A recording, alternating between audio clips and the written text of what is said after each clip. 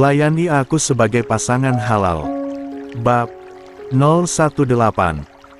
Rama yang mendengar apa yang dikatakan Hanifah sebelum keluar dari ruangan ini pun tidak menggubris perkataan calon istrinya itu. Dia sama sekali tidak terlihat marah ataupun reaksi lain, kecuali wajahnya terlihat datar-datar saja. "Maaf, Prof, apakah mahasiswi baru tadi keponakan Anda?" tanya Zina, memberanikan diri. "Tidak," jawab Rama, singkat. Zina dan Alia temannya itu saling melempar pandang. Padahal, mereka berdua berharap bahwa Hanifah adalah keluarga Rama supaya tidak terkesan aneh saja kalau Hanifah berkata seberani itu kepada dosennya sendiri. Terus, siapa kalau bukan keponakan? "Masa iya istri?" bisik Alia kepada Zina. "Enak aja. Prof Rama jodoh gue, hati-hati kalau bicara." Kesal Zina, tak sadar suaranya sedikit tinggi. Alia tersentak kaget mendengar Zina yang meninggikan suaranya. Sudah pasti Rama mendengar apa yang Zina katakan tadi. Tapi, Rama tidak menggubrisnya karena selama ini dosen dingin itu menolak untuk membahas hal yang berkaitan dengan perasaan. "Pelankan suara kamu, Zina," bisik Alia. "Ah, iya. Aduh, aku lupa kalau kita sedang berada di depan orangnya," bisik Zina, membekap mulutnya sendiri. Rama mempercayakan Zina sebagai mahasiswa yang menjadi asistennya di semester 5 karena Zina benar-benar aktif di mata kuliah Rama. Namun, Zina hanya aktif di mata kuliah Rama saja. Perihal dosen lain, gadis itu memilih acuh tak acuh. Sudah jelas tujuan Zina aktif di mata kuliah Rama adalah untuk merebut perhatian dosen itu. Itu sebabnya, dia begitu bangga dan senang ketika Rama menunjuknya sebagai asistennya di semester 5. Dengan itu, tujuan dan usahanya tidak sia-sia. "Maaf, Prof, kalau mahasiswi baru tadi bersikap tidak baik kepada Anda, saya akan bantu memperingati dia agar tidak bersikap semau-maunya lagi," kata Zina. "Tidak perlu." Alia tercengang. "Tidak perlu." Dia dan Zina kembali melempar pandang. Mereka sama-sama bingung kenapa Rama membiarkan Hanifah bersikap seperti itu kepadanya. Bukan membiarkan saja, tepatnya Rama tidak menunjukkan kemarahan. "Maaf, Prof, apakah Anda akan menegur atau menghukum mahasiswi baru itu?" "Mungkin, diperingatkan di ruang sidang," tanya Zina lagi. "Tidak," jawab Rama, singkat. Kali ini, Zina dan Alia ternganga. Kenapa bisa seperti itu? Seolah mahasiswi baru itu spesial untuk Rama, karena sejauh yang Zina dan Alia tahu, Rama selalu menegur mahasiswa atau mahasiswi yang berlaku tidak baik. Tapi, kali ini Rama tidak melakukannya. "Ma, coba lihat itu di jari manis Prof Rama ada cincin, loh, kayak cincin pernikahan," bisik Alia. Zina kemudian melirik ke jari manis Rama. Benar saja, terdapat sebuah cincin yang melingkar di sana. Zina dan Alia tidak pernah melihat cincin di jemari mandi Rama sebelumnya. Mungkin, itu cincin keluarga. Jangan aneh-aneh, deh. Gak mungkin Prof Rama menikah, kalau menikah pasti heboh dunia perkampusan, bisik Zina. Alia ingin tertawa mendengar Zina yang berkata seperti itu. Tapi, benar juga apa yang dikatakan oleh Zina. Jikalau Rama menikah sudah pasti dunia milenial akan dihebohkan dengan kabar pernikahan Rama itu. Tapi, pernikahan Rama dan Hanifah nanti akan dirahasiakan atas permintaan Hanifah. Saya sudah mengirim tugas ke kelas B semester 5. Terangkan format yang sudah saya kirim dengan panduan ini. Rama memberikan beberapa lembaran yang di print out. "Baik, Prof. Saya akan melaksanakannya," jawab Zina. Kamu tidak ada kelas siang ini, kan? Tidak ada, Prof. Sore nanti baru kami ada kelas. Baik, kalau begitu masuk ke kelas B sebentar untuk menerangkan format tugas tersebut. Baik, Prof. Zina dan Alia kembali saling melempar pandang.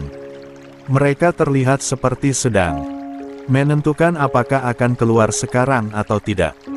Rama menatap dingin ke arah mereka. Berdua, ada yang mau ditanyakan? Tanya Rama. Tidak, Prof. Kami permisi sekarang. Ya, Prof, jawab Zina. Silakan. Assalamualaikum. Waalaikumsalam. Setelah Zina dan Alia keluar dari ruangannya, Rama membuka layar ponselnya. Siang ini, dia harus menghadiri rapat daring antar dekan. Itu sebabnya, Rama meminta agar Zina menginstruksikan tugas yang sudah diberikannya ke ketua kelas B. Rama tidak pernah memberikan tugas tanpa menjelaskan formatnya terlebih dahulu. Itu sebabnya, Rama meminta agar Zina yang menggantikannya untuk menjelaskan tugas tersebut. Ting, Assalamualaikum. Rama, Mama sudah di depan gerbang Fakultas Kedokteran. Tapi Hanifah belum terlihat juga. Apa kamu belum memberitahunya? Pesan singkat dari Hilya. Waalaikumsalam. Aku sudah memberitahunya, Ma, balas Rama, mengirim balasan. Pesan itu ke nomor ibunya. Mama sudah lama di sini, Rama. Hampir 15 menit. Hanifah juga tidak menjawab panggilan Mama. Coba kamu beritahu Hanifah lagi, mungkin dia lupa. Mama buru-buru harus bertemu desainer secepatnya. Rama langsung memijat keningnya. Kemana harus mencari Hanifah? Tapi, tidak mungkin juga dia membiarkan ibunya menunggu lama. Ia berdiri dan berjalan keluar dari ruangannya. Pria itu berjalan dan masuk ke ruang operator program studi. Prof. Sapa operator prodi wanita tersebut. Assalamualaikum, salam Rama. Waalaikumsalam. Ada yang bisa saya bantu, Prof? Saya boleh melihat jadwal kelas A semester 1. Oh, boleh, Prof. Sebentar, saya cari dulu. Wanita itu segera mencarinya di layar laptop. Di depannya, sebenarnya, sudah ada dalam bentuk printout. Hanya saja, lebih mudah baginya untuk mencari langsung di laptop. Setelah filenya ketemu, ia menunjukkannya kepada Rama. Silakan, Prof, ini jadwal mata kuliah dan dosen pengampu mata kuliah di kelas A. Semester 1. Rama memerhatikan jadwal hari ini. Ternyata, jadwal semester 1 hari ini berakhir pada pukul 9.45. Rama melihat ke arlojinya, menunjukkan pukul 10.30. Terima kasih, ya. Saya permisi dulu. Assalamualaikum. Sama-sama, Prof. Assalamualaikum. Kemana Hanifah?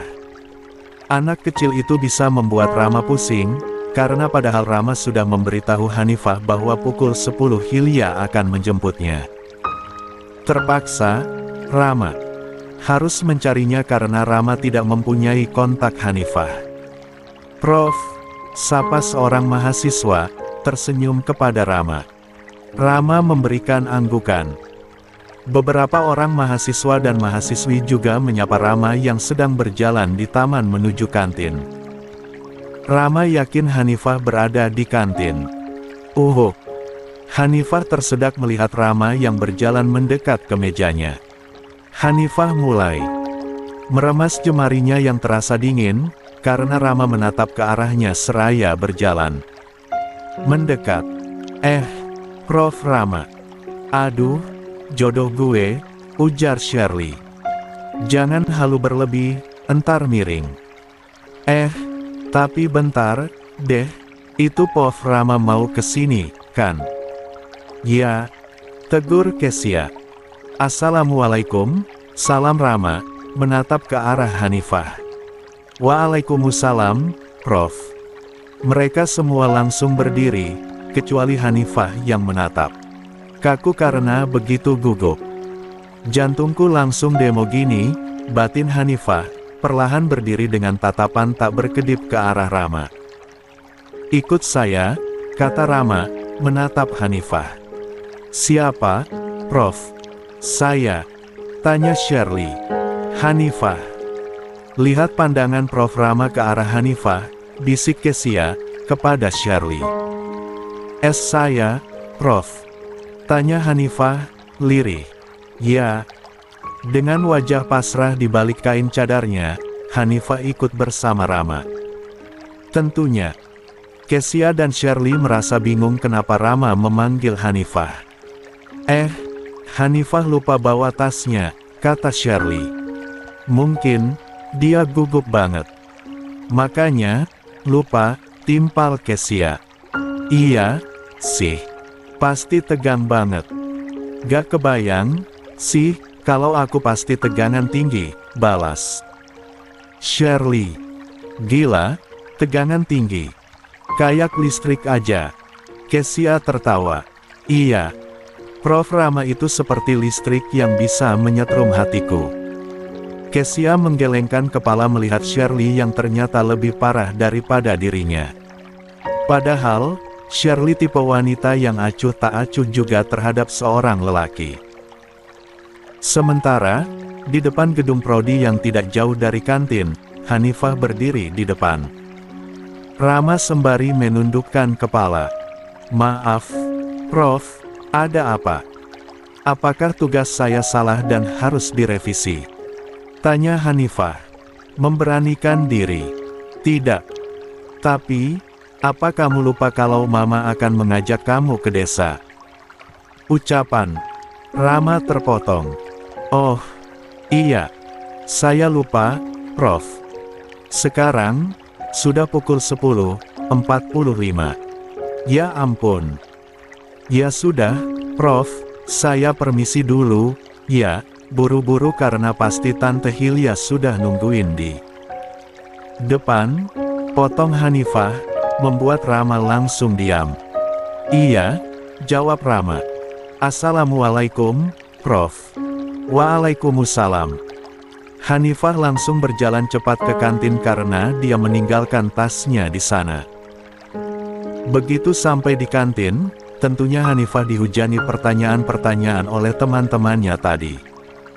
Del, kenapa Prof Rama manggil kamu? Ada urusan apa? Kamu dimarah? Iya. Iya. Coba cerita dulu, kata Shirley. Gak. Prof Rama ngingetin aku kalau aku harus. Hanifah tidak melanjutkan ucapannya, dia teringat jikalau dia tidak boleh memberitahu siapapun tentang hal yang berhubungan dengan pernikahannya dengan Rama. Harus apa, Del? Harus revisi tugas laporan yang telat kemarin. Aku mengerjakannya tidak sesuai format, elak Hanifah.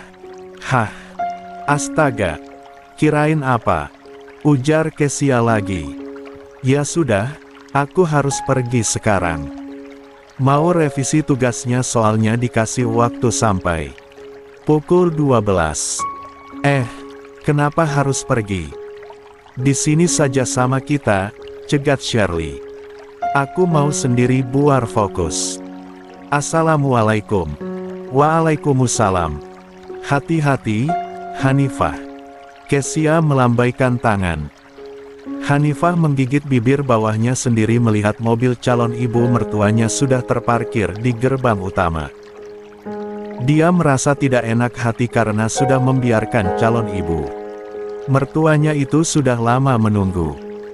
Assalamualaikum, Tante, salam Hanifah, mengetuk kaca mobil. Waalaikumsalam. Hanifah, kamu sudah datang, sayang. Sini, masuk. Hanifah langsung membuka pintu mobil dan masuk ke dalam mobil calon ibu mertuanya.